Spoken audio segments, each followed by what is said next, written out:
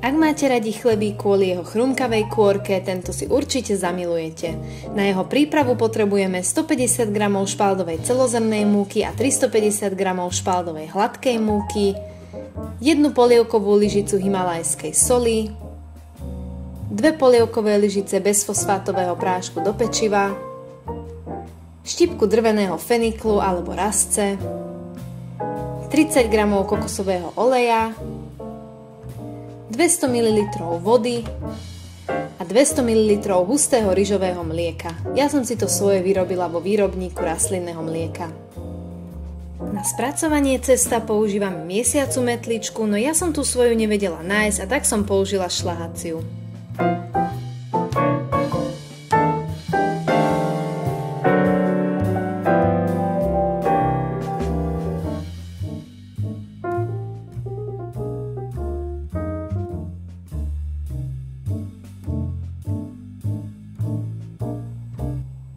Malo by sa nám vytvoriť vláčne cesto, ktoré ešte podľa potreby môžeme poprášiť múkou, aby sa nám nelepilo. Pri príprave bochníku použijeme tento trik s nerezovou misou, aby sme ho vytvorili pekný okrúhly a nemali polepené celé ruky.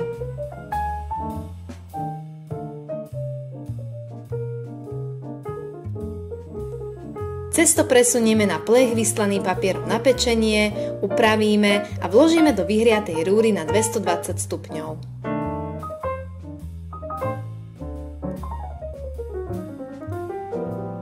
Pri tejto teplote pečieme chlebík 10 minút.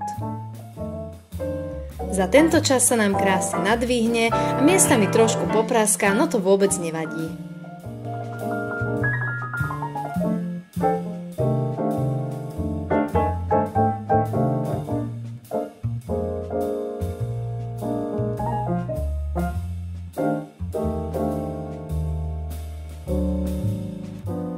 Následne uberieme z teploty na 180 stupňov a dopečieme chlebík cca 40 minút.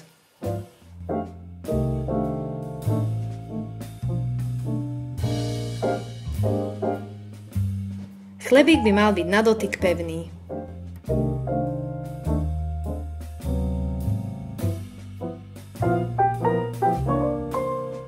Počkáme, kým trochu vychladne a môžeme ho nakrájať.